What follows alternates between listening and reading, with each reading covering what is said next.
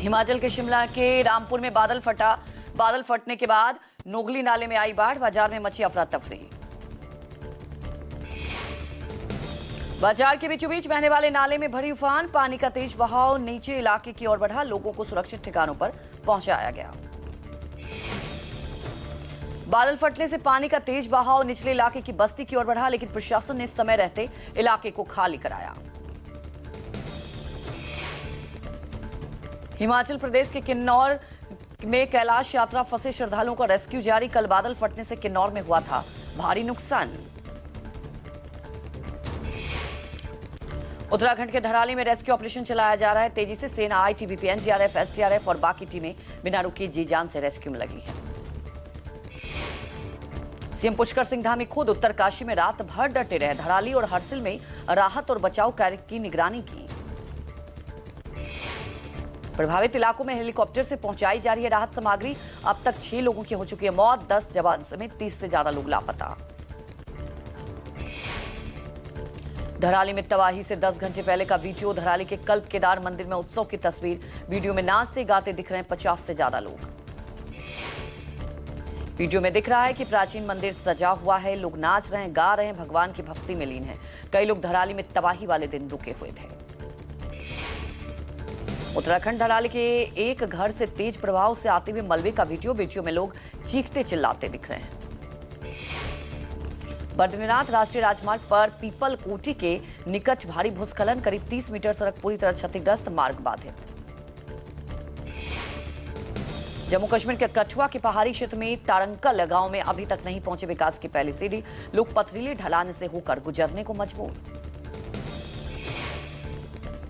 लोग खतरनाक पहाड़ियों के ऊपर खाबर रास्ते से होकर जाते हैं। वीडियो में एक बीमार महिला को पालकी में डालकर इलाज के लिए ले जाते दिखे लोग। यूपी के सरस्वती में तालाब में नहाने गए 2 मासूम बच्चों की डूबकर मौत हो गई।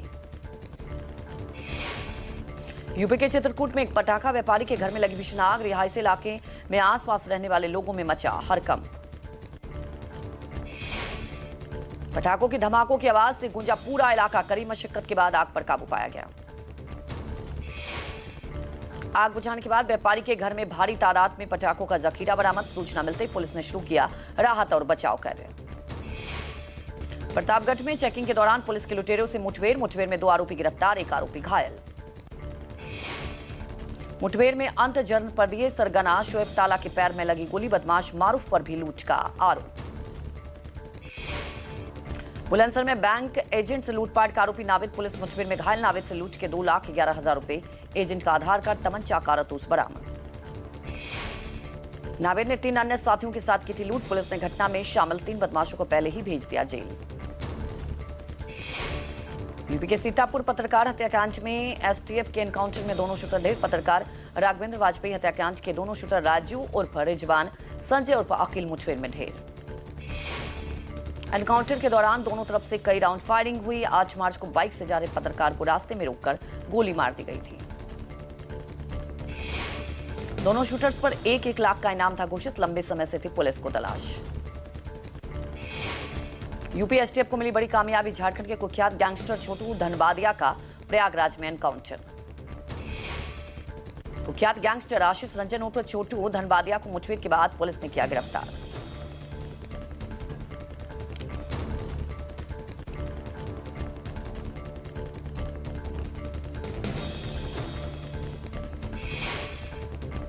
दिल्ली के लाजपत नगर में आतंकी फंडिंग करने के मामले में जम्मू कश्मीर पुलिस की रेड। पुलिस ने शालीमार टेक्सटाइल नाम की फर्म पर की छापेमारी।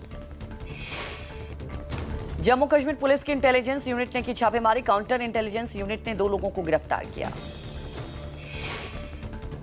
आतंकी संगठन लश्कर ए तैयबा को फंडिंग करने का आरोप, इंटेलिजेंस यूनिट ने यूपीए के तहत दर्ज की थी एफआईआर।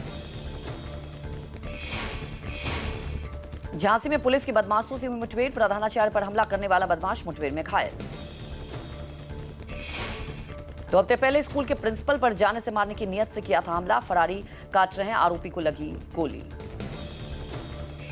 मध्य प्रदेश के रीवा में प्रेमिका के साथ पति मना रहा था रंगरलिया। बेटे के साथ पहुंची पत्नी ने पति को रंगे हाथ पकड़ा। जमकर चला हाई वोल्टेज ड्रामा, पत्नी ने जमकर किया हंगामा, पति मौके से हुआ फरार। सूचना के बाद पुलिस मौके पर पहुंची।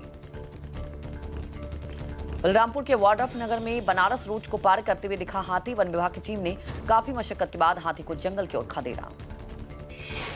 वन परिक्षेत्र में 4 दिनों से घूम रहा है हाथी। बीते दिनों जंगली हाथों के 3 किसानों का घर तोड़ा। हिमाचल प्रदेश के घुमरावी स्थित पेट्रोल पंप पर गाड़ी में अचानक आग लगी। आग लगने से मचा अफरा तफरी का माहौल। स्थानीय लोगों ने बुझाई आग। राजगढ़ जेल से रिहाई पर आए अदालत बदमाश दुर्गेश महंत ने निकाला जुलूस। पुलिस ने जुलूस निकालने के आरोप में दुर्गेश महंत को फिर से भेजा जेल। सोशल मीडिया पर वीडियो वायरल होने के बाद प्रशासन ने लिया एक्शन। दुर्गेश महंत पर दर्ज है कई मुकदमे। मध्य प्रदेश के सतना में चोरी के शक में गरीब युवक की बेरहमी से पिटाई। सरेआम लाठी डंडे और मुक्कों से पिटाई युवक हुआ लहूलुहान। मंदिर में पूजा अर्चना करने के बाद युवक ने की चोरी। चोरी की पूरी घटना सीसीटीवी में कैद। सीसीटीवी फुटेज में चोर तांबे के बर्तनों में बैग में रखते हुए दिखाई दे रहा है।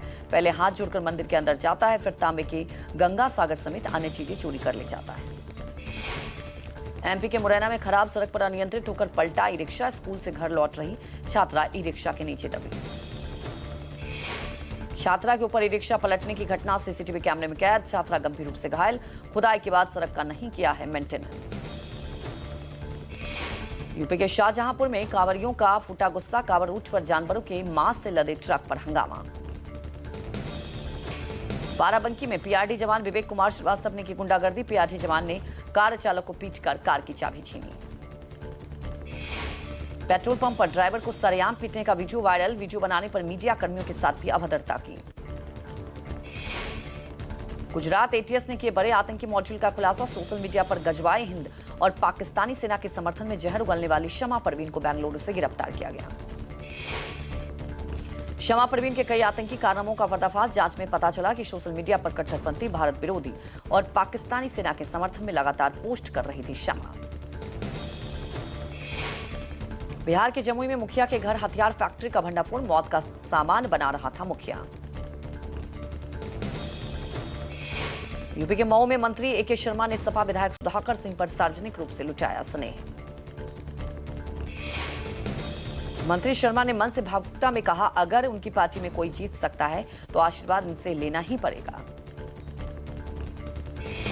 मंत्री एके शर्मा ने कहा, सपा विधायक सुधाकर सिंह हमारे पितामह जैसे हैं। आशीर्वाद की जब जरूरत होगी ले ही लूंगा। ना मुझे चिंता है ना उन्हें। उनकी पार्टी तो रसातल में ही है।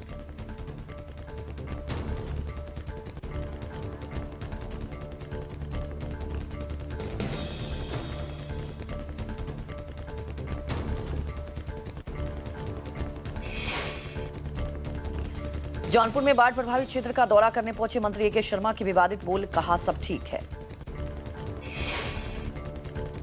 कई गांव में घुसा बारिश का पानी। बदतर हालत में तिरपाल के नीचे रहने को मजबूर लोग। पीड़ित परिवारों की सुध भी नहीं ले रहे अधिकारी। समीक्षा बैठक में बिना सड़क बनी भुगतान के मामले में पूछे गए सवाल पर मौन हुए मंत्री। मंत्री के सवाल पर टीएम ने दिया जवाब। पीएम मोदी ने नई दिल्ली स्थित आईसीएआर पूसा में एमएस स्वामीनाथन शताब्दी अंतर्राष्ट्रीय सम्मेलन का किया उद्घाटन। पीएम मोदी ने स्वामीनाथन के सम्मान में एक स्मारक सिक्का और डाक टिकट भी जारी किया। इस मौके पर प्रधानमंत्री मोदी ने किया संबोधित। कहा, किसानों का हित सबसे बड़ी प्राथमिकता और भारतीय कृषि नई ऊंचाई पर। पीएम मोदी ने कहा, भारत मछली उत्पादन में दूसरे नंबर पर। 9 अगस्त तक चलने वाला ये सम्मेलन टिकाऊ कृषि, जैव विविधता, महिला, युवा भागीदारी जैसे विषयों पर रहेगा केंद्रित। पीएम मोदी के बयान पर अखिलेश यादव का बयान। कहा, बीजेपी को ये बात 10 साल पहले सोचना था कि हमें किसानों के हित के लिए हमेशा चिंतित रहना चाहिए। अखिलेश ने कहा, जो लोग ये दावा करते थे कि दुनिया में सबसे मजबूत रिश्ते हैं, उसके बाद भी सरकार को आज ऐसा कहना पड़ रहा है तो ये दुख की बात है। अमृतसर में किसान मजदूर मोर्चा के नेता सरवन सिंह पनेर को पुलिस ने आगे जाने से रोका। लैंड पुलिंग पॉलिसी पर सवाल पूछने के लिए आप अध्यक्ष अमन अरोड़ा से जा रहे थे मिलने। दिल्ली में आज इंडिया गठबंधन के प्रमुख नेताओं की होगी बैठक। राहुल गांधी ने बुलाई है यह बैठक। राहुल के न्योते पर उद्धव ठाकरे भी बैठक में शामिल। मीटिंग में इंडिया गठबंधन के आगे की रणनीति किए जाएंगे तय। एसआईआर, टैरिफ जैसे प्रमुख मुद्दे समेत गरीबी, भुखमरी, शिक्षा, स्वास्थ्य, बेरोजगारी, महंगाई जैसे मुद्दों पर चर्चा होगी। तमाम जनहित के मुद्दों पर केंद्र सरकार को घेरने की बात होगी। अमेरिकी राष्ट्रपति ट्रंप ने भारत पर कुल 50% टैरिफ लगाने की घोषणा की। ट्रंप ने कहा कि रूस से तेल लगातार खरीदने की वजह से भारत पर अतिरिक्त 25% टैरिफ लगाया गया। 25% टैरिफ आज से हो गया लागू। अतिरिक्त 25% टैरिफ 21 दिन बाद लागू होगा।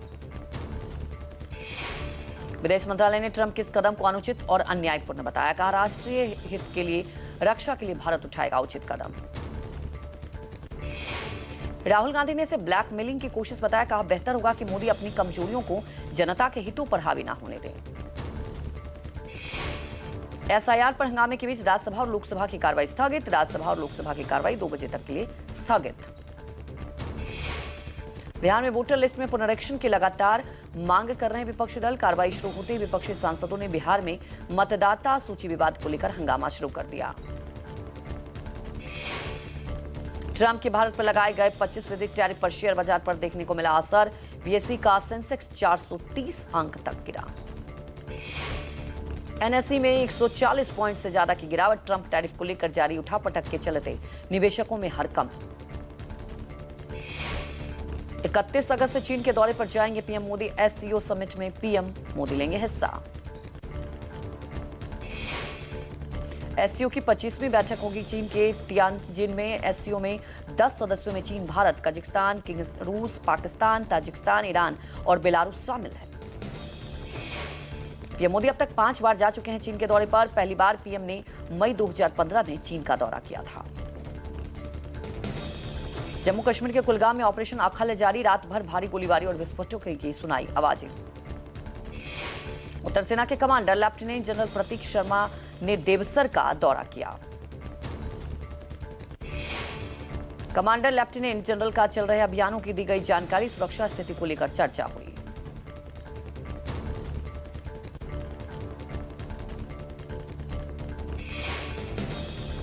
बिहार में शिक्षकों को मिली बड़ी राहत का तोहफा। नीतीश सरकार ने ट्रांसफर प्रक्रिया को और अधिक लचीला और पारदर्शी बनाने की घोषणा की।